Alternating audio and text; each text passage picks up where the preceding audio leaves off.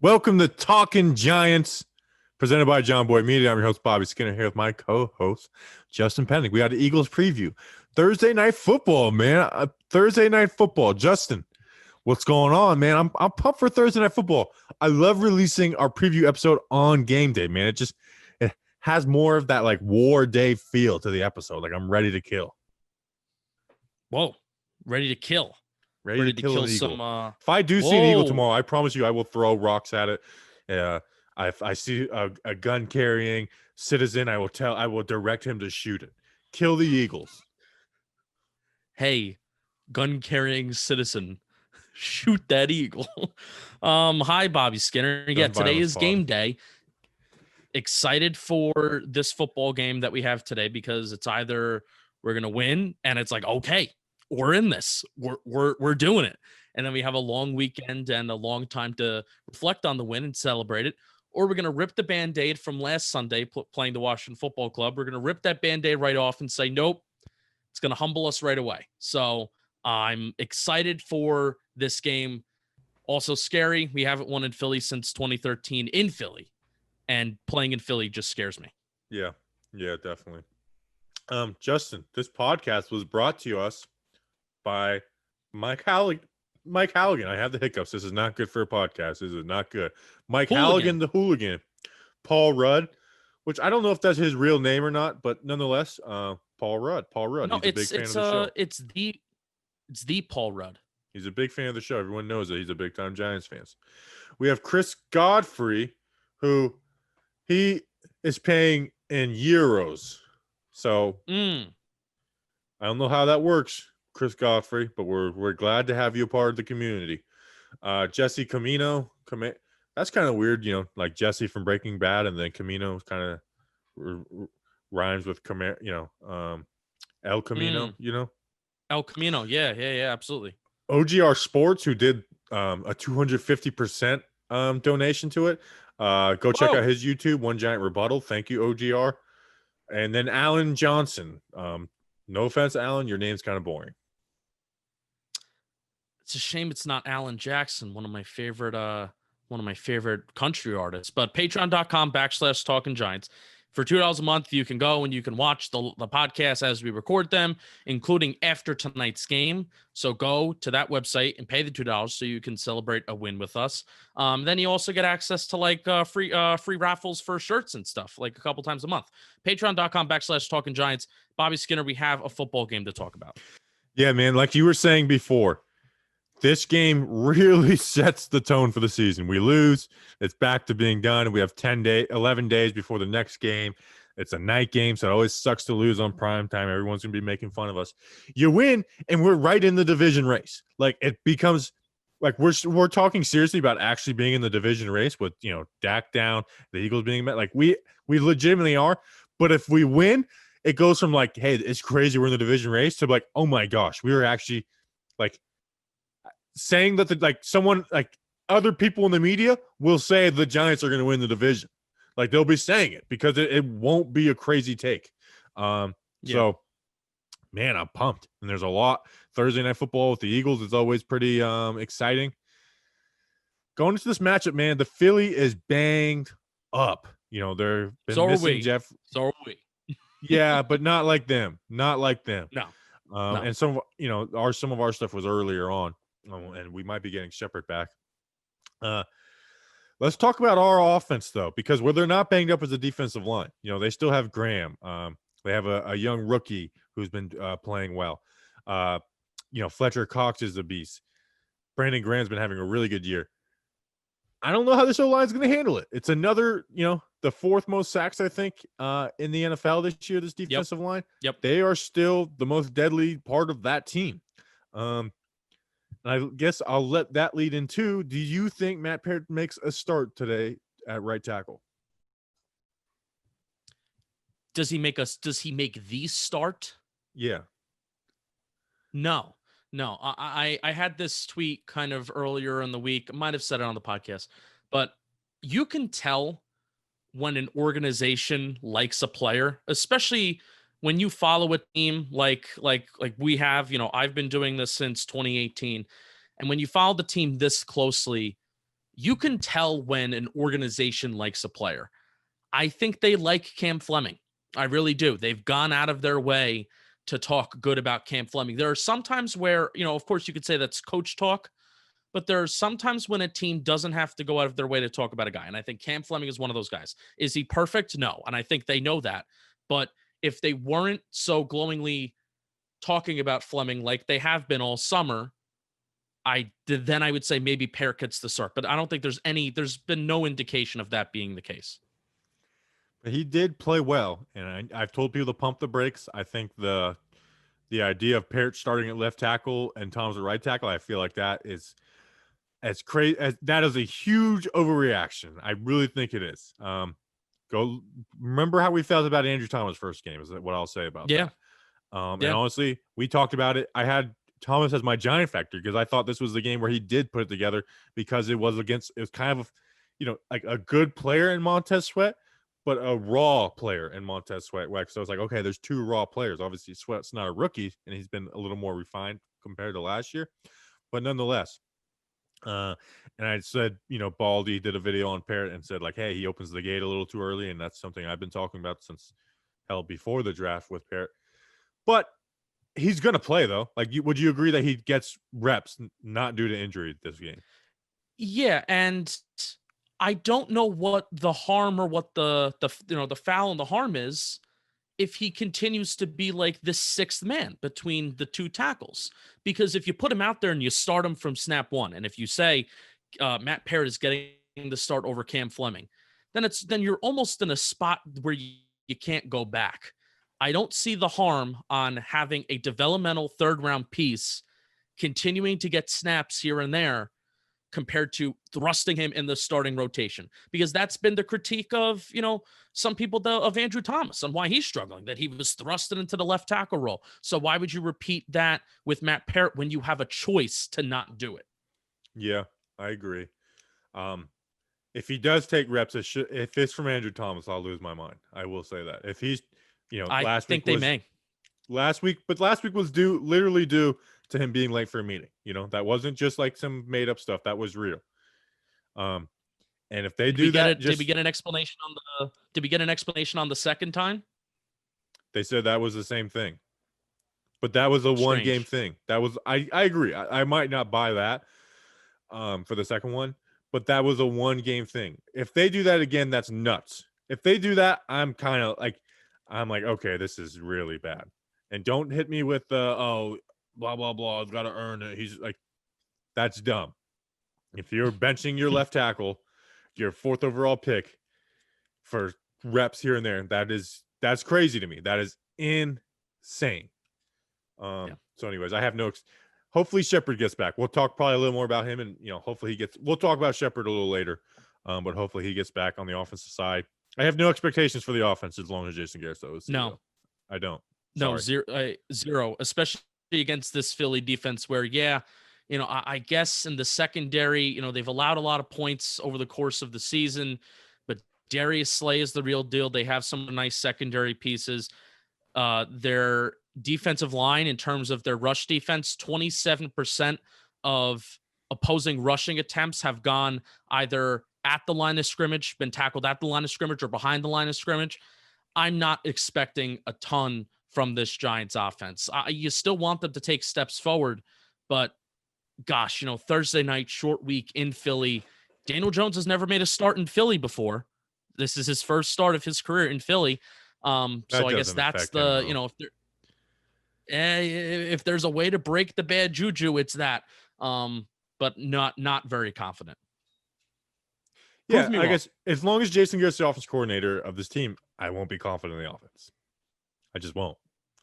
I have this fear today that they don't move on from him. But anyways, on the defensive side of the ball, that's where Philly is screwed. Deshaun Jackson will probably be back, but the Eagles fans don't really expect much out of him.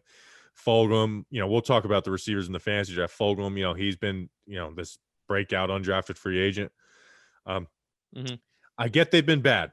I get that Carson Wentz has sucked, but are you I'm not downplaying Carson Wentz, Like Carson Wentz can still make crazy plays. He did have that comeback last week against Baltimore, was a 2-point conversion away from tying the game against a good Baltimore team. Carson Wentz can still make awesome plays. He has looked bad this year. He's struggled. The last couple weeks have been better. He's been screwed. But I am not taking Carson Wentz lightly at all. No, absolutely not. And, no matter how much into analytics I get, I still grew up on the idea of, division games are just played different. Games in the division are just played flat out different. It doesn't matter if the Giants are 0-15 and Eagles are 14-1. Division games, they're just played different. The teams know each other to a different level and to a different extent. I mean, Jason Garrett, it knows this Philly team to a different extent, and Joe Judge and staff is getting to know everybody else. But Carson Wentz, you're right, is still Carson Wentz. And despite him being sacked almost 1 in every 10 pass attempts, which that is an absurd rate. Like the sack percentage is like 10%. His CPOE, in terms of how accurate he is, he's one of the least accurate quarterbacks in the National Football League. He's second in the NFL in interceptions behind Kirk Cousins. You still look at Carson Wentz, and 1 or 2 plays every single game, he has jaw-dropping plays. And typically they've been deep down the field where they're just deep bombs, beautiful, beautiful deep balls. Now, that's where you feel confident in this Giants defense, Bobby. You feel confident that they've been playing kind of a little bit of too high, or a combination of just trying to keep everything in front of them where they've been bending but not breaking. I do not think the Philadelphia Eagles are good enough to sustain, especially with Miles Sanders being out, and I believe Ertz is out too. So I don't think the Philadelphia Eagle offense, now watch me be wrong. Watch me be wrong. I don't think the Philadelphia Eagle offense is good enough to sustain 9, 10, 11 play drives consistently against the Giants. They may churn out 1 or 2, but that's what the Giants, they've been allowing third down conversions. They've been allowing teams to move the ball on them, but they've been allowing field goals and not always touchdowns. And I don't think they're also going to allow the big play. So there you go. No, my worry is that we play then the same way we did Trubisky, and Carson Wentz gets outside the pocket and takes broken plays and wins them. I mean, hell, that's how they beat us in Week 14 last year. Was Wentz doing that? And then I know Boston Scott sucks, but last year he had in 2 games he had over a good rushing games. He had over 100 yards in both games, rushing and receiving. 3 touchdowns in the second game, 1 in the first. No, I'm not. And Fulgham is just out of nowhere. I'm not sleeping on Boston Scott, and So you were bugging out. Yeah, you were bugging out. So, but I am excited to see what Graham draws up for this team. I think it's going to be something new and different. I really do. I think it will be some more traditional blitzing. I really do think we'll see some more traditional blitzing to force Wentz to make these quick decisions. And we have, Logan Ryan's probably going to play corner. I don't think Darnay Holmes is going to play. So Logan Ryan will probably play corner. James Bradbury's going to play corner. You trust those guys. Ryan Lewis, you give him help. I think we're going to see some traditional stuff. But Patrick Graham surprises me every week. So we'll see. Absolutely. Keep everything in front of you. Don't allow the big play. They've been doing a good job of that this year. And like I said, I don't think they're going to be able to sustain a ton of big drives against us. So hopefully this is another defensive game. And if we can force some more turnovers, that's also a thing where, Bobby, the last time that we had 2 weeks in a row where we scored a defensive touchdown was 2015. And it was the Saints game where it was that shootout with Drew Brees. And then we were in Tampa Bay. And forcing turnovers in the NFL, some people say it's kind of random. Can we continue to do that? That would be helpful if we can have 3 games in a row where we're really forcing turnovers. Yeah, for sure. You got anything else before we kick it to the interview? I have nothing else. All right, we'll kick it to the interview with Kyle Bennett of Underground Philly Sports. Go check out their show. I went on it too. We actually talked a little longer on that. Kyle's a good dude. He had me and Danny on last year.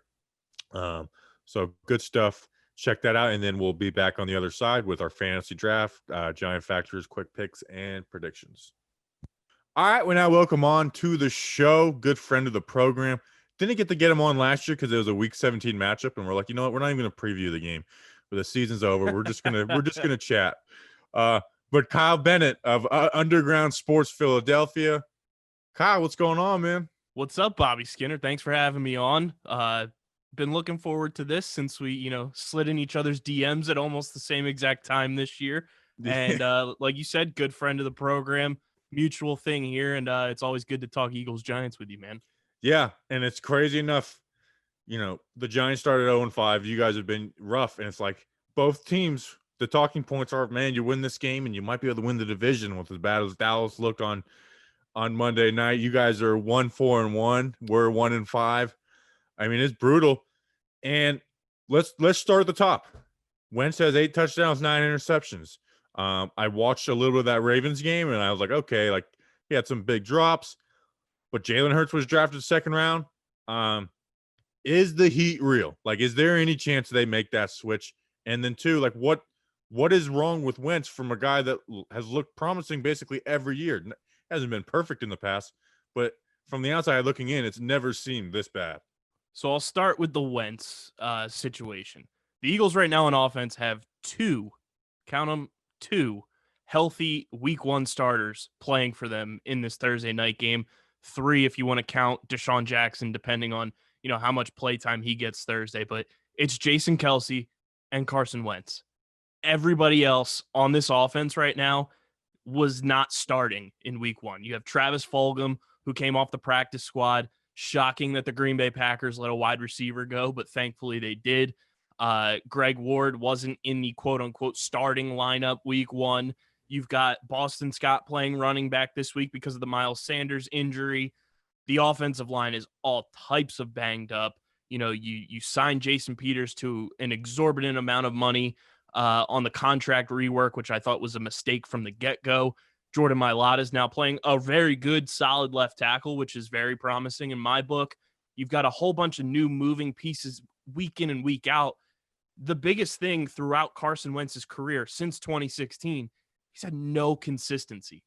He's had no consistency at the wide receiver position, the offensive line. The running backs have been different almost every single year. The only constants have really been the tight ends, and right now both of them are out. So the consistency factor for Carson Wentz to have any type of chemistry moving forward with anyone on this offense is little to none. And I think that is the biggest issue when you take a deeper dive into it. And I think a lot of the national attention has started to focus in on, okay, this isn't all Carson Wentz's fault. Because the past 3 games against the 49ers, Pittsburgh Steelers, and the Baltimore Ravens, sure, the 49ers are banged up a bit across the board, but those are 3 pretty formidable defenses. And Carson's looked great the last 3 weeks in my book compared to the first 3 games. So, I mean, take it with a grain of salt. I think things are starting to turn around. But the consistency factor, the revolving door of just pieces on this offense is absurd. Yeah, I would be beyond frustrated. And then, we don't need to get into all the Jalen Hurts, but, drafting him and knowing the nature of Philly, man, it's got to be just a nightmare right now. Is it a nightmare, or is it like, hey, we're half game back in the division right now? I think it's a little of both. I think a lot of people are still pissed off at Howie Roseman for using a second-round pick on Jalen Hurts. I was okay with it. It was whatever, because you just gave Carson Wentz all this money. There's no way in hell you're taking him off the field to play a guy who a lot of people saw more as a third-round draft pick, wasn't really polished yet for the NFL. So why are you going to risk, putting him out there as a full-time starting quarterback? There's going to be packages for him. You saw against the Ravens, they had 2 quarterbacks, ready to take the snap. There's going to be those weird plays, which me personally, I hate it because, it's all designed around, it's Taysom Hill-esque, and I hate Taysom Hill. He's probably my least favorite player in the NFL, but you could do a whole podcast on that alone. But I mean, you saw the sparks. You had that 20-yard run from Jalen Hurts, during the Ravens game that built momentum for the Eagles to go down and score. There was the weird pass the ball behind the line of scrimmage that got them 4 yards. Sure, whoop-de-doo. It was a pretty dead play. But I mean, there's clearly plays designed for Jalen Hurts to be on the field at the same time as Carson Wentz. And I think it's something that can be more effective than when we saw this almost a decade ago with Donovan McNabb and Michael Vick. Yeah, I remember that. I remember Vic getting some big runs. Now, to stay on the offense, you guys are banged up everywhere. But Lane Johnson looks like he's going to play. He's been banged up the entire year. So when he has played, has he looked like his normal self, or is it noticeable that he's probably hobbling a little bit? most of the season, he's been on and off the field during games that he's played in. He's had to come out for some plays. It's something that he talked about it on a podcast with Derek Gunn, former, beat guy around here, just laid off by NBC Sports Philadelphia, but he has his own podcast now. And Lane said it's going to be something that he's going to have to deal with all year. It's going to be, something that he goes back and forth with. He's probably going to come in and out of games. Me personally, I don't like that he's playing in this game. And yes, in Carson Wentz's career, when Lane Johnson's on the field, his record is better than when Lane Johnson is not on the field.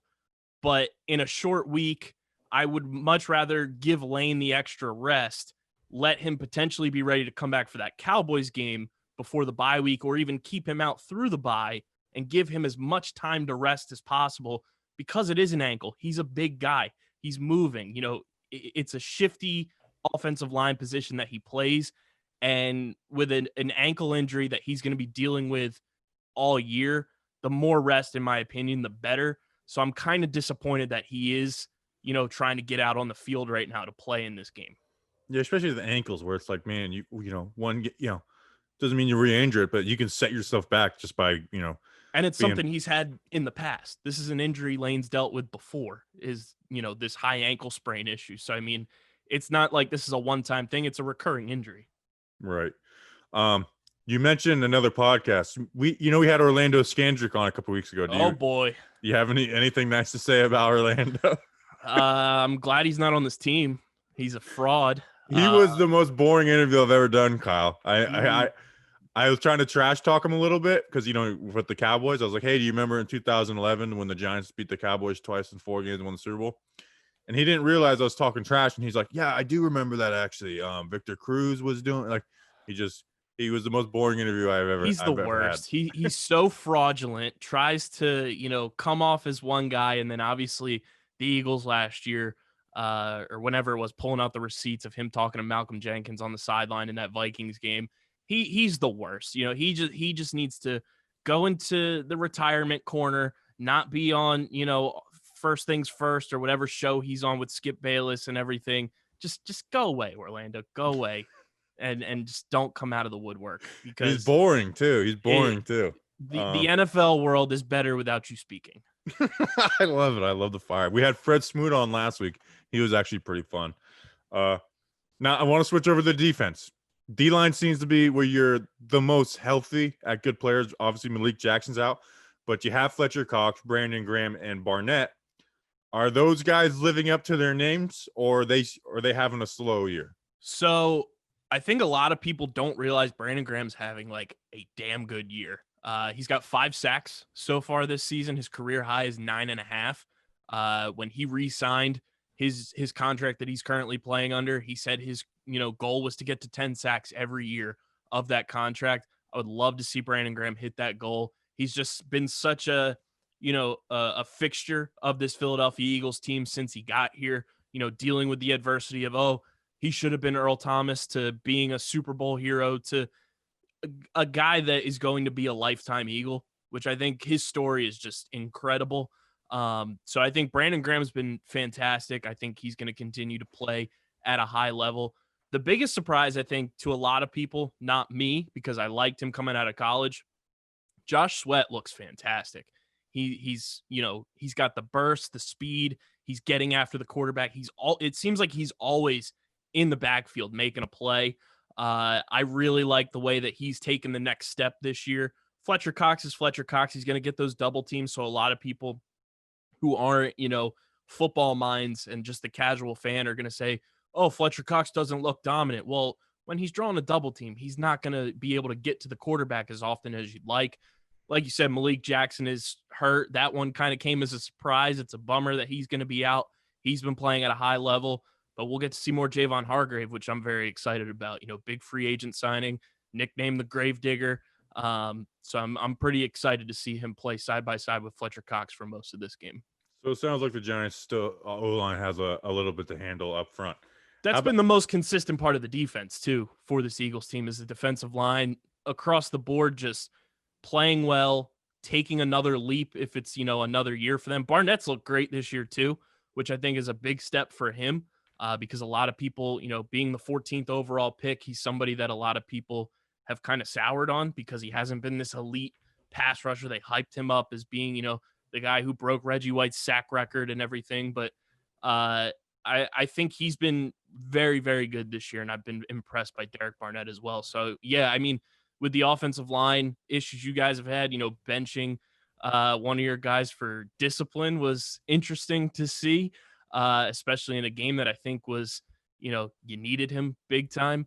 The defensive line has definitely been the bright spot for the Eagles defense so far. Well, you can deal. You know what it's like to deal with overreactions. The guy we mentioned for, the 3rd-round pick, he played good. It was a couple drives, and now we're saying he should be the starting left tackle on our 4th overall pick. Shouldn't be. So that's been the overreaction we've been dealing with this lovely. week. Darius Slay didn't play last year when we played the Lions, so now we get the big play Slay matchup with Slayton versus Slay. Has he been living up to the hype? I love Darius Slay. From just the swagger, he has elevated the DB room, and sure, they've been banged up, and I'm still kind of angry that we got rid of Sidney Jones and Rasul Douglas because they're balling out for their respective teams right now, and I was always high on those guys coming out of school and thinking that they could be, key fixtures of this team, but Darius Slay has lived up to the hype. I've been super impressed. Watching him from afar, it's always like, he's this lockdown corner. But, man, he plays with grit. He's tough. Always seems to be around the ball, ready to make a play. Obviously, we haven't seen, the interceptions come to fruition yet, but I think that speaks volumes that they're not really throwing at him too much. And when they are, right, he's able to lock down the receiver he's covering. So I'm excited for the Slay versus Slayton matchup. Okay. Now, how would you attack the Eagles defense? We've seen teams have success. What's been like the key thing that it's like, okay, this has been getting us killed? If Daniel Jones doesn't just consistently pepper Evan Ingram all game long in the middle of the field where the Eagles don't have a single hope at linebacker, I will be stunned. Is it like 10 yards and past, or is it like 5 yards between the line of scrimmage? Because we were talking before. I hate Jason Garrett. Can you guys guard 5 yard to 8 yard curls? Because if you can do that, you're fine. I don't even know if they can do that. Nate Gary, if he is on this team after this game, I'm giving him the short week. You can't really find a replacement there. He stinks. He should have been left in Santa Clara after the 49ers game. He's horrible. I don't know why he's still on the field. I don't understand the infatuation Jim Schwartz has with him. He is not a good football player. Dude is always 3 steps behind. They talk about, he should be great in coverage because he's a former safety in college and this, that, and the third. He's terrible. Like, he needs to be off this football team. There's no excuse as to why LJ Fort was signed in free agency last year and then just let go. Look what he's doing with the Ravens right now. And Nate Gary is still here. You drafted Davion Taylor in the 3rd round. We saw him for the first time last week against the Ravens. First plays on the field, the Ravens score a touchdown. Davion Taylor? Yeah. I don't understand. I liked him. He's fast, out of Colorado, right? Yeah. I thought, I knew he was going to be a project guy, but drafting him in the 3rd round when this team needs, a play, like, I wish we just had one. Just give me one stud linebacker. Like, I was hoping the Ravens would just leave one of their linebackers behind and we could just sign him, whoever it may be, because I've just been begging for one solid linebacker for what seems like a decade now on this team. And I just don't understand the lack of attention to the linebacker position because it is killing this team week in and week out. Taylor's the guy who didn't play high school football, right? Yes. Yeah, that's what I was thinking if I remember him. I just remember him being fast, and I always get excited by fast linebackers. He's a fast, shifty guy that should fit into today's like prototypical coverage linebacker, but hasn't seen the field much. We've seen more of Sean Bradley out of Temple, who I've been impressed with. I think he's played pretty well, but overall, the Eagles' quote-unquote linebackers just don't exist, and this should be. Although it's weird because the past couple games against the Steelers with Eric Ebron, Ravens with Mark Andrews, they didn't really get the touches and looks that I thought they would against this Eagles, linebacking core. Those should have been blow-up games for both of them. Right. This is a game where Daniel Jones should be able to rely on checking down to Evan Ingram, and he should be able to get upfield throughout the entire game if they game plan this right. Right. Well, good luck for you because we have Jason Garrett, so we won't game plan it right.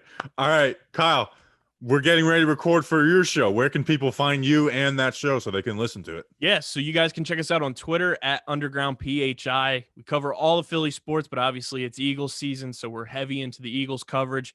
Anywhere you get your podcasts, Apple Podcasts, Spotify, all that good stuff, we're on there. Just search Underground Sports Philadelphia. You can check me out on Twitter at KBIZZL311. Shout out to AOL Instant Messenger for creating my Twitter handle. I like it. Quick question. Are you trading Simmons or Embiid? Neither. Put shooters around that's them. the right answer, but I like prodding at the 76ers fans. Put shooters around them and things will happen. Yeah. All right, Kyle. Thanks for coming on. Absolutely. Week 7 of football is coming up, and now it is time to get into the week up ahead. There is no better place to get in on all of the action than with DraftKings Sportsbook, America's top-rated sportsbook app. To add to the excitement of Week 6 and going on to Week 7, DraftKings Sportsbook is bringing back their can't-miss offer. If you haven't tried DraftKings Sportsbook yet, head to the App Store now because you don't want to miss this. DraftKings Sportsbook is giving all new users the chance to receive a sign-up bonus up to $1,000. On top of that great sign-up offer, DraftKings offers great odds boosts every Sunday to help you make it rain. Don't worry if football isn't for you. DraftKings is giving you all basketball fans and baseball fans probably a 200% profit boost on any basketball market once you sign up. DraftKings is safe, reliable, and secure, making it easy for you to deposit and withdraw your money at your convenience. Download the top-rated DraftKings Sportsbook app now and use the promo code JOHNBOY when you sign up and get up to $1,000. That's code JOHNBOY to get a sign-up bonus up to $1,000 for a limited time only at DraftKings Sportsbook. Must be 21 years or older, New Jersey only. Bonus compromise of a first deposit bonus and a first bet match. Each up to $500. Deposit bonus requires 20 times playthrough. Restrictions apply. See DraftKings.com/sportsbook for details. Gambling problem? Call 1-800-GAMBLER. My first ad read will require editing. Danny King, how are you? What's going on, dumb Danny? I'll get to you in a second over there. I mean, it went well. Very impressive. And now what's going on over there? Dumb Bobby, how are we doing today? Whoa. You got to be like Boris Bobby or something. Brain Dead Bob. How about that? Brain Dead Bob. How are we doing, Brain Dead Bob? You know, I did a Reddit AMA the other day. No big deal. I'm kind of a big deal now. And somebody in there, you know who they said you look like, Justin? Who? Hold on. Why are they talking about me? I'm here in the freezing cold getting free chicken sandwiches. That's fair. The food tastes great. I mean, it's chicken. It's fried chicken. It's fried chicken. That's fair. Fried chicken. I like fried chicken. Yep. He looks like the free chicken kid, and you do look kind of like him. I mean, that kid is right. Fried chicken is pretty freaking good. And when it's free too. Free fried chicken. All right, Danny. Let's hit weather and Danny's dumb trivia question. We haven't figured out a name for it. The name's still in a work in progress. It was a shorter week, guys. All right, calm down. All right, so hopefully this doesn't take as long as Giant Factor or Giant Stories and Days of Our Giants, but we'll figure it out. All right, kickoff from that terrible city down I-95 is going to be crisp 69 degrees. Hold all 69 jokes. Feels like 70. The wind's going to be out of southeast at 4 miles per hour. Humidity 97%. Visibility 10 miles per hour. Dew point 68 and cloud cover 37%. So it's going to be just your typical Philadelphia weather. Probably muggy. That's my bet. Scummy, exactly. Nothing changes in Philadelphia. It's never sunny there. All right, are we ready? It's always sunny in Philadelphia. No, it's never sunny. Never sunny. It was like, wait, that's literally the opposite of what they say. All right, what's we got trivia this week? All right, we do have trivia. So last week you guys had like me going back to 1962, so I'll keep it a little more in the 21st century. So the NFL, you'll get the point. The NFL started tracking stats during the 1982 NFL season. Since then, what is the name of the New York Giants defensive player to hold the most sacks in one game against the Eagles? Osi Umenyiora. 6. All right. That was too easy. Do you have the date? Do you have the date, though? Let's get that. We won the Super Bowl that year, 2007. I thought it was maybe 2006. No, Bobby. that's not true. No, it was 2007. We won the Super Bowl that year. Bobby is right. It was 2007, and it was Osi Umenyiora 6. I gave you guys a softball this week. We had 12 in that game, though. 12 total. Yeah, it was 12 in that game, but Osi dropped that 6 bomb against them scumbags. So you gotta love Maybe it. you should go some earlier stuff, and we'll have to be a little easier because everyone knew that one. Or just make it a little harder. That was a very memorable. That was on Monday night too, wasn't it? No, it was a Sunday night. No, Sunday night. and the problem was, I mean, License Plate Guys show posted about that today. So I was like, oh, damn. So now, like, literally everyone's going to know about it. Oh, I didn't see it, so good, Okay. good on us. Good on range. us. No, that was Me good. either.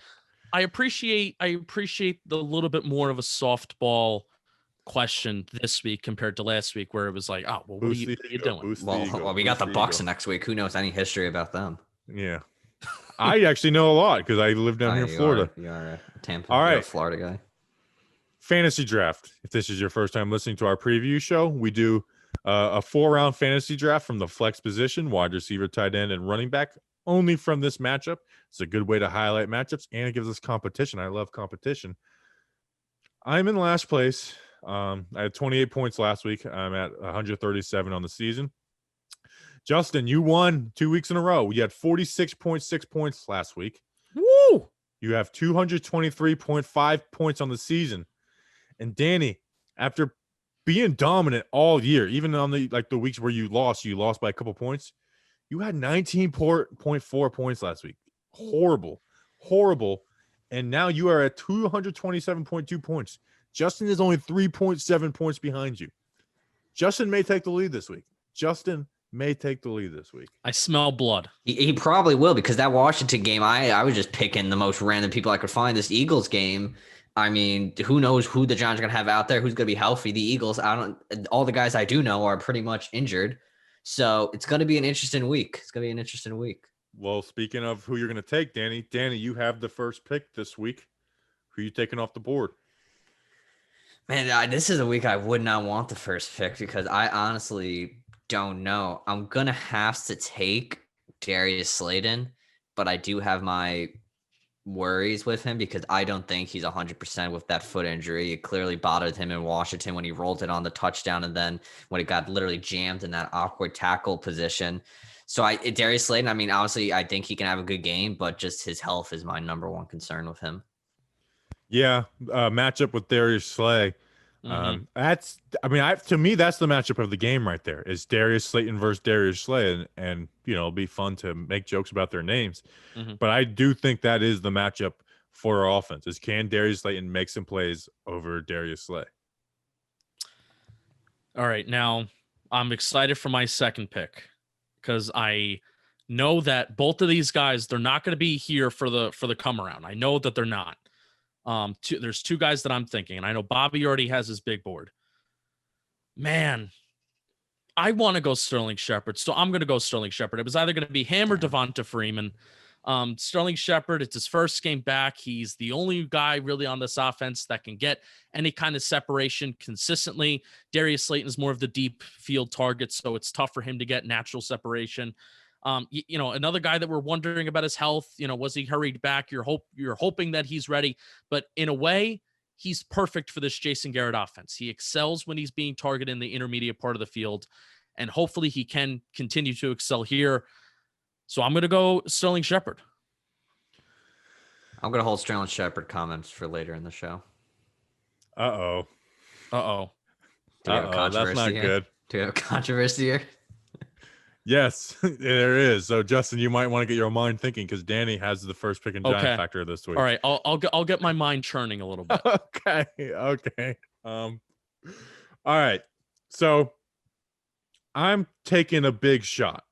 Shepard would have actually been there on the come around, Justin. I had Shepard 7th on my big board. Oh, jeez. Wow, 7th. Good lord. Well, one, I don't know if he's going to play, and if That's he does fair. play, how much is he playing? That's fair. Oh, crap. Both guys are still my big board. I'm going Devonta Freeman with the first pick. Running Damn. backs get touchdowns. Damn. Jason Garrett likes to run the ball. Freeman has taken sole ownership of running back number 1 spot. I'm going Devontae Freeman. I have a question, and I was looking at some analytics stuff this week. I don't know if we've completed a single pass inside the 5-yard line this year. I don't think we have. Oh, God, that's bad. That's not good. I think we've only had rushing attempts. Like Devonta Freeman has a rushing touchdown inside the 5, and Deion Lewis has a rushing touchdown from 1 yard we out. had one to Caden that was very quick, and then we ran the ball next, I think. It was very close, though. I have to refresh It might have even myself. been the 6 or something. I don't know. Anyone got any good offensive coordinators in mind? Because we need one. Anyone but Jason Garrett. Second pick, snaking around. I'm going RB1 for the Eagles. He tore us up last year, Boston Scott. It's a good pick. He's going to get catches. Even if he doesn't have a good running game, he will get catches. So if he gets 4 catches for 30 yards, that's 7 points right there. You give him a touchdown. I'm taking both RB1s this week. That is my strategy. I'm going running back. I'm not betting with James Bradbury and Logan Ryan playing corner. I'm not betting on Eagles receivers. Slayton's out. You guys took Shepard. I'm going RB1. I respect it because I feel like this would be a game that Boston Scott, like last year, just comes out and just has a career day because that's something the New York Giants would do. And Freeman, his games have slowly improved, but then randomly the run game dies at one point or another in the games. But he's got to have at least one game where it's consistently good, right? Like that's got to happen. Or just lead us in rushing. Can someone besides Daniel Jones? Yeah, besides Daniel Jones. Like, should we include Daniel Jones in this draft, but only include when he runs? I've thought about that, but then if we wanted to highlight the matchup. So yeah. I did think about that though. All right, Justin, you got your second pick. Oh boy, I'm cramming on ESPN Fantasy, seeing what projections are. So you want to know what? I'm just gonna do it. Richard Rodgers, Carson Wentz loves his tight ends. I don't know if I like that pick actually on second thought, but you know what? Carson Wentz likes his tight ends. Yeah, I'm not liking Tate. Don't want to invest in any Giants tight ends, and the Bradbury effect is real. It's real. So give me Richard Rodgers. But Kroom had a touchdown last week, and backup tight ends have been putting up points against us. That is true. Everett, Cam Rogers, we didn't even pick him last. It's so funny. Like we'll have these low scoring games, and we literally go through 12 players, and a guy we don't pick will score like a touchdown. It's unbelievable. It shows how dumb we are. All right, Danny, snake it till you make it. All right, I gotta do it. Give me Travis Fulgham. Yeah, at this point, because I just don't want. I don't know what the Eagles wide receiver is going to look like because you got Deshaun Jackson coming back. What's his health going to be? Questionable. Richard, whatever the guy's name was again. I feel like Travis Fulgham. This could be another one because who's James Bradbury going to guard? Is it going to be Fulgham? Is that like the guy we have like the mindset he'll be guarding? I would think so, but also you can see Graham not following the receivers in this game. So I don't know. No need. Yeah, because he may not feel there be a need for Bradbury to follow anybody in particular. Yeah, so give me Travis Fulgham with that pick. And then with my snake pick, I will do it. I am going to do it. I believe in him again. Give me Evan Ingram. I knew you were doing it. I truly believe this is the game, guys. Evan Ingram's going to go out there and dominate this game. No, I don't. As my Bleacher Report goes off. I think this could be the Eagles linebackers. I don't think they're the craziest thing in the world. So I think maybe Evan Ingram could take advantage of that. And then Jason Garrett loves them little reverses now, guys. Even though the one he did in Washington this week was the longest reverse I've seen in my lifetime with that Ingram to Slayton. But so give me Evan Ingram. I believe he can go out there. That was so slow. That reverse was the longest, slowest developing reverse I've ever seen. It's like, let's line him up on the numbers and do that. And no motion involved. No motion. Let's not get momentum involved. No other team but Washington, they believed of course only against Washington that reverse almost had a shot of working, but no way that reverse works this week against Philadelphia. Now, Danny, Kyle Bennett, our guy who we just had on the show, he said that Ingram should have a big game against these linebackers. So maybe, but I also told him Jason Garrett's our OC, so there's no way to bet on that. All right, Justin. I'm believing in Kyle. Pick number 3. Oh, this is where it gets bad. Greg Ward is kind of the clear and obvious pick. I mean, he gets 2, 3, 4 catches a week, Maybe one is a touchdown. Greg Ward. Yeah. He was pretty decent against us last year, wasn't he? Is his one big game that he had versus Cincinnati this year. He had 8 catches and 70 yards and a touchdown. And that was before Fulgham really came on the scene. So if Bradbury's following Fulgham, that's why you would invest in Greg Ward. That makes logical sense. Because all right. This is ugly, guys. It gets bad. It gets bad after you get Fulgham. Like Deshaun Jackson to me seems like an easy pick, but it's also like he's coming back. Eagles fans have no expectations for him. But I don't want to go the backup. I don't want to go the backup running backs with Lewis or Clement. Although you could see Clement having a big game if they go away from Scott. I don't want to take Tate, so I'm gonna go Golden Tate.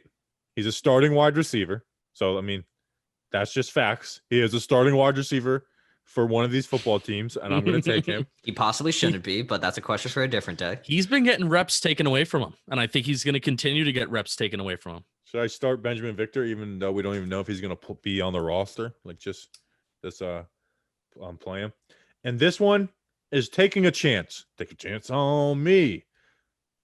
I'm going Jason Kroom, backup tight end life. Backup tight ends have scored touchdowns against the New York Giants this year.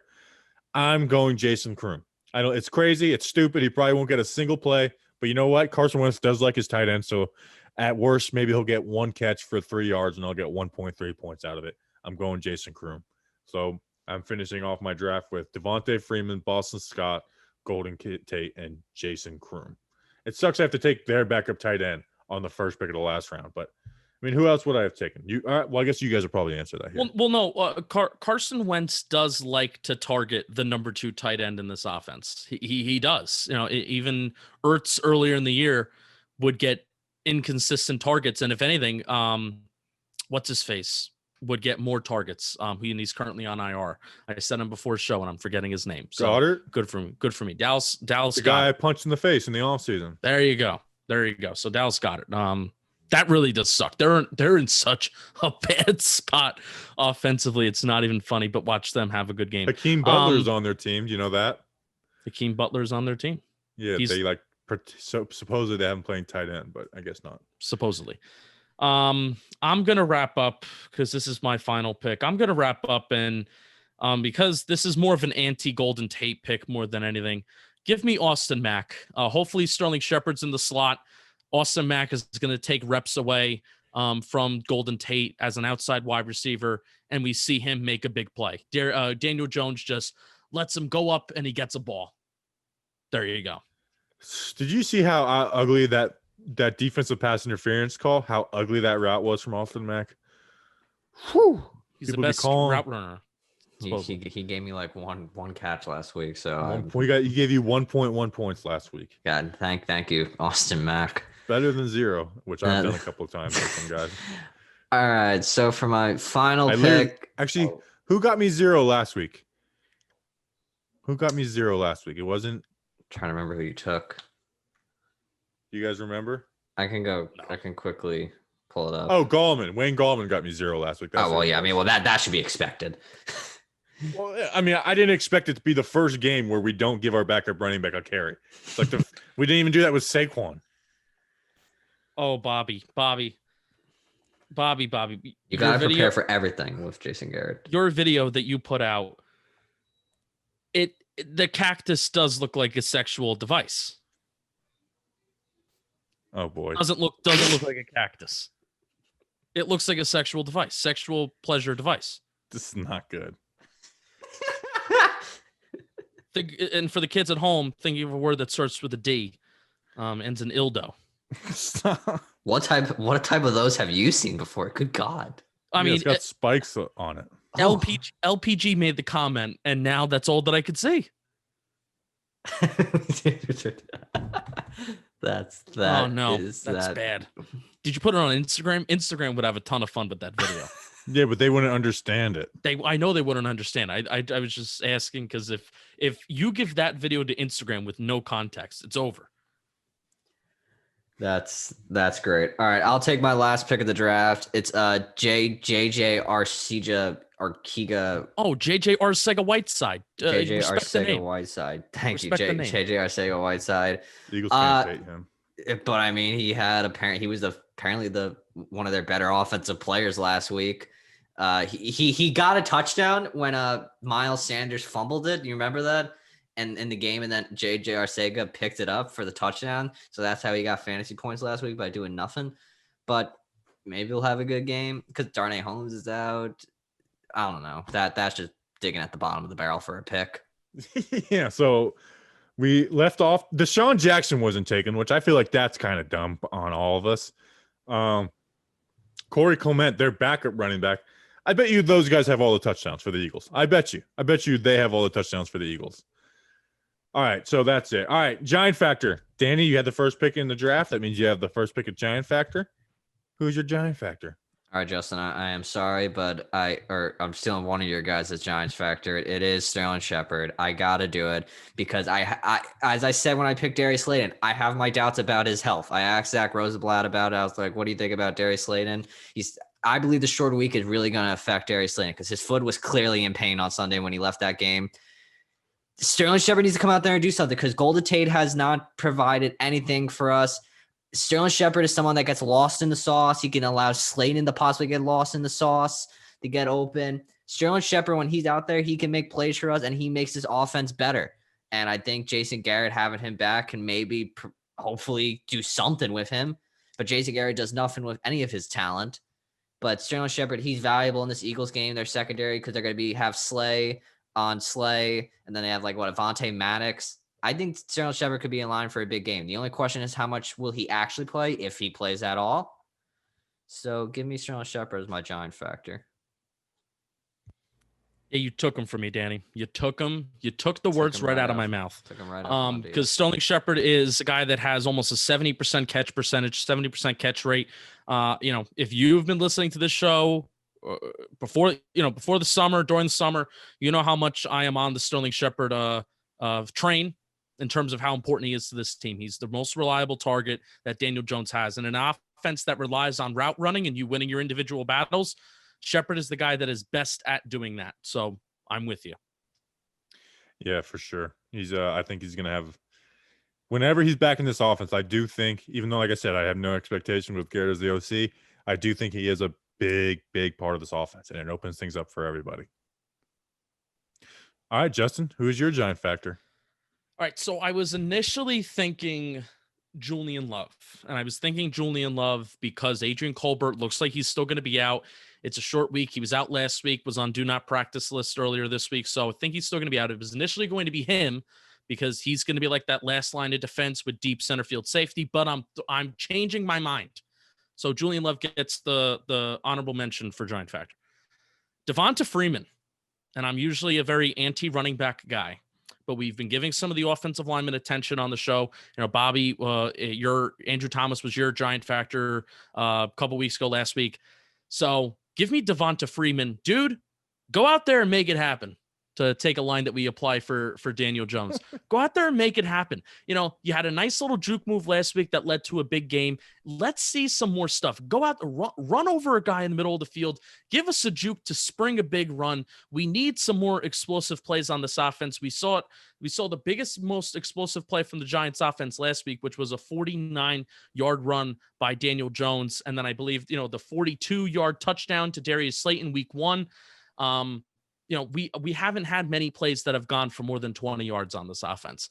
And Devonta Freeman, if Jason Garrett's going to rely on this running game more, he needs to be the guy that can maybe break one of those runs to put us in field goal range, to put us in the red zone, or to even score a touchdown. Let's see it, Freeman. Make it freaking happen. Yeah.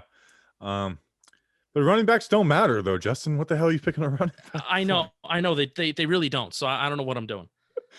All right. So I went back and forth on who my Giant Factor would be.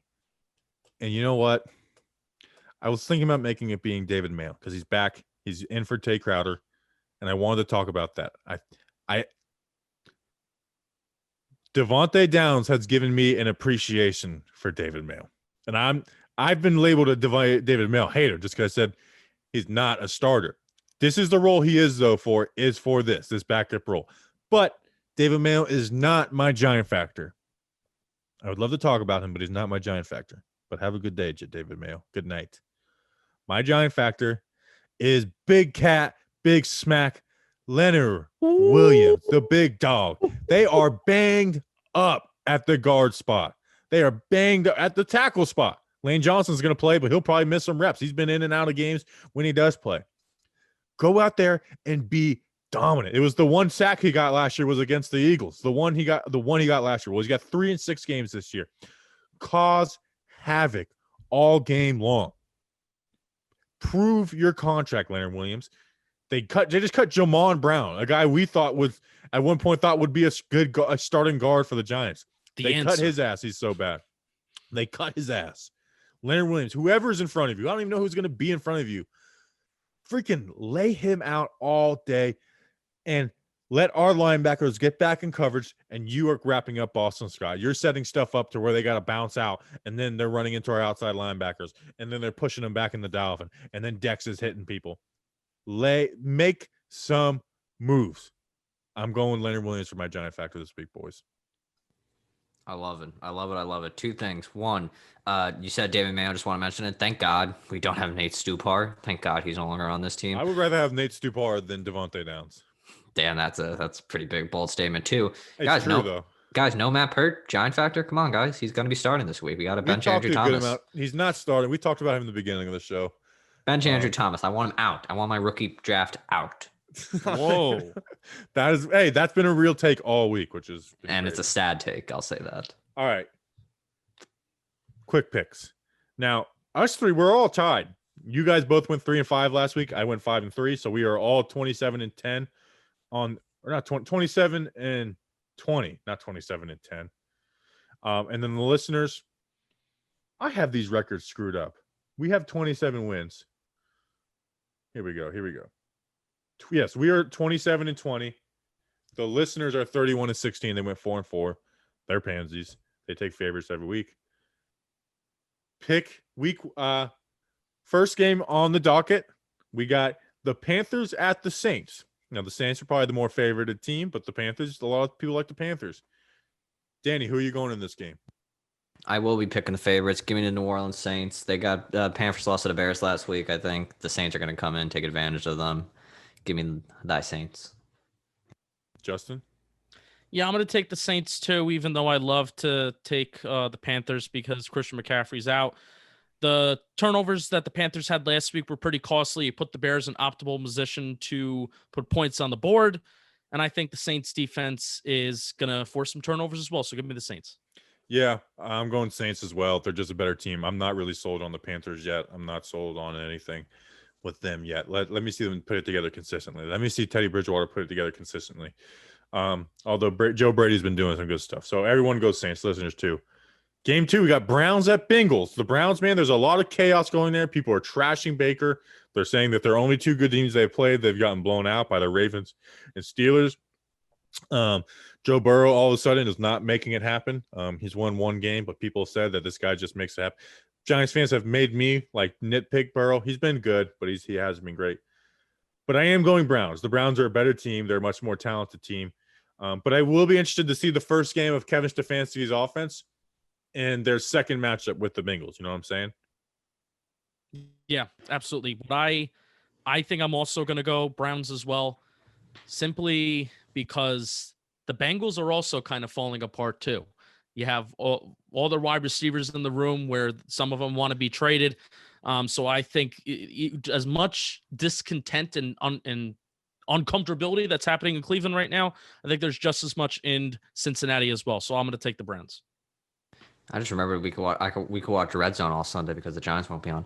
That's great. I will take the Bengals. I'm going with an upset this week. I believe the Bengals will shock the Browns and will cause even more turmoil with Odell and how COVID will not enter his body due to mutual respect. I feel like Mary Kay or whatever her name is, she's always putting out those Odell tweets. And then he got banned from LSU for 2 years. That's not funny. A great day for Odell. That was funny. That gave me a good laugh. Not a great day for Odell. Division battle alert. You got the Cowboys at Washington. So the NFC East, Not going to be as many jokes this week about the NFC East because 2 of these teams will win because we play the Eagles and the Cowboys play Washington. Listeners went Cowboys barely went Cowboys with 53%. Danny, Justin, who do you guys got? I'll go first. All right. I will. I'm taking the Washington football team. The Cowboys seem to be in disarray. There's leaks coming out that Mike McCarthy has been a terrible coach, that they're not teaching them anything. Andy Dalton in his first game looked dreadful, except he looked good in the Giants game, so thanks for that. Cowboys don't look good. I think Ron Rivera is going to go out there, take advantage of this chaos, and give them the win. Washington, HTTR. Oh, old hashtag. Tell the what, Danny? Hail to the Riverboat Rods. Riverboat Rods. I forgot the extra R. Sorry, damn. We shouldn't be saying that anyways. That's the disgrace around here. All right, Justin, who do you got? Cowboys, because it just makes sense. Yeah, I didn't think Andy Dalton was going to be that bad. I didn't. I actually thought Andy Dalton was going to come and be decent in that offense. They have good players. The ginger. Things are really falling apart at the seams there. I'm going Washington too, though. I just feel like Scott Turner is going to have something for that defense. And then, I mean, it looks like that offense isn't going to do anything crazy. I know Arizona's defense has been sneaky good, but I'm going Washington as well. Now, the game of the week. This is the game I'm going to watch every second of this game. Yeah. Me and Justin did a talk on football. We had this team. Justin had this team 1. I had them 2. And then we both had them 3, I think. We got the Steelers at the Titans. I haven't even made a decision right now at this point. The listeners went Steelers. To stay true to what I said, I had the Titans number 2 in my power rankings. I'm going to go the Titans. I think they're just going to be able to control the game with that run game. Tannehill's been pretty awesome. I watched the QB school do a video on Tannehill. He's doing some good stuff within that offense. And the Steelers have played some bad teams. So I'm just going to go Titans. I think they're the better team. I really do like the Steelers, but I'm going Titans. Justin. Oh, man. I had the Titans number 1 in our AFC power rankings. We've been doing a little talking football thing every Monday on Tuesday. On the YouTube channel. Every Tuesday, on the YouTube channel. Just our least amount of views. It's all right. We're dipping our toes into all of football coverage. I had the Titans number 1, similar to all the reasons why Bobby said. So I kind of want to go Steelers because that run defense, I'm confident in that run defense. They have so many studs on the defensive side of the ball now that I'm looking at it. But earlier in the week, I put Titans as number 1 for a reason. Clearly it made sense when I was looking at numbers. Give me the Titans. Tighten up. I will keep it short as well. You guys said all the points that need to be said. The Tennessee Titans, give them to me, please. Have you guys been getting Tennessee Titans promoted tweets on your timeline? I have not, no. Did you see the one of Taylor Lewan 2 weeks ago? He's like, they doubted us. They said they didn't want us. Oh, yes. And people were trashing. It's like, why did you guys promote this tweet of all tweets? Anyways, I actually can't stand Taylor Lewan's a good player, but I can't stand him. They didn't want us to play despite us having a deadly virus. They didn't want us, but they got us. And that's not why I even dislike Taylor Lewan. He's just a bad person, and I forgot Taylor Lewan's out. He's annoying. Forgot he tore his ACL. All right. 49ers at Patriots. Listeners went Patriots. Danny, who are you going? The 49ers beat the Rams from literally out of nowhere, and the Patriots lost to the Broncos last week. I think they're going to bounce back. I think Bill Belichick's going to have a good game plan against these banged up 49ers. Give me Cam Newton and the Patriots. Justin? I could not believe the Denver Broncos beat the New England Patriots with Cam Newton. I picked it. I did. I know. We both picked them. On the show, I was thinking, oh, you two are just picking this game for shits and gigs. No, I could not believe, I was flabbergasted. I'm like, they just gave me a win. They just gave me a win. Give me the 49ers. Cam Newton had some interesting quotes this week where he was like contradicting himself in like multiple different interviews. They could be reeling a little bit. I think possibly them not having a lot of their defensive players opting out could be getting to them. Give me the 49ers. Yeah, I'm going Niners too. I believe in Kyle Shanahan. I kind of low on the Patriots right now. The Patriots are going to they are beating the crap out of Cam Newton. It's unbelievable. They just don't have a lot of talent. And on the defense, we forget how many of those guys opted out for the Patriots. So I'm going 49ers as well. Seahawks at Cardinals. This should be a quick one. Are we all going Seahawks? Yeah. Let Russ cook. Upsets? Yeah. All right, everyone go Seahawks. We don't need to talk about that, but I figured I'd put that in there. This one's fun. Bucks at the Oakland. Actually, I've been screwing that up. I have totally forgot that they're the Las Vegas Raiders, but Bucks at Raiders. This one is actually pretty personal to me. I won't go into it. Bucks at the Raiders. Justin, who do you got? Bucks, very good complete team. I kind of slept on them before the year. Think this game is not going to be close. I'm really scared to play the Bucks now. next Monday night. Yeah, give me the Bucks. And plus the Raiders aren't all their linemen. They've been sent home because Trent Williams tested positive for COVID. So who knows who's gonna be protecting Derek Carr? Yeah, that is true. I forgot about that. They're gonna play somehow though. I'm going John Gruden versus the Bucks. He's against his former Bucks. He's back home with the Raiders. I'm just picking them. You know what? They beat the Chiefs. I think they're gonna have some good stuff for that defense. And there's also revenge on the Tuck rule too. The Raiders fans hate Tom Brady. It's crazy how much they hate Tom Brady. So I'm just gonna go Raiders. They beat the Bucks last time. I was actually at the last Raiders-Bucks game, and it was very close to being a tie. That was the game where the Raiders set the record for the most penalties in a game. That was the year they went 12-4, and then Derek Carr broke his leg. Monday Night Football. Bears at Rams. I'm a Bears guy. I'm a believer in the Chicago Bears. They've had a lot of success against Sean McVay in the past. They just have. They just know how to scheme up against that Sean McVay offense. They've always given Goff issues, even when the Rams went to the Super Bowl. I mean, hell, Belichick or McVay even said in the Super Bowl they're doing the same thing the Bears are doing. I think the Bears are going to have something for this Rams team. I'm a believer in the Chicago Bears. I'm going Bears. Justin? So am I. I'm a believer in the defense. They forced a couple turnovers last week against the Panthers. However, they have not been a defense for the first 5 weeks of the season that did force a lot of turnovers, but they still have been playing defense at a historically good rate. There's 5 defenses in the NFL right now. I think the Bucks, the Steelers are thrown in this, the Bears are thrown in there, but there's 5 teams in the NFL right now that are playing defense at a bananas level, while offenses around the National Football League are scoring more than ever. So give me the Bears. Listeners went Rams. Danny, who are you going? No way the Rams lose back-to-back weeks, right? No way. Give me Sean McVay and the Rams. I feel like the Rams are just more talented. They got a good defense.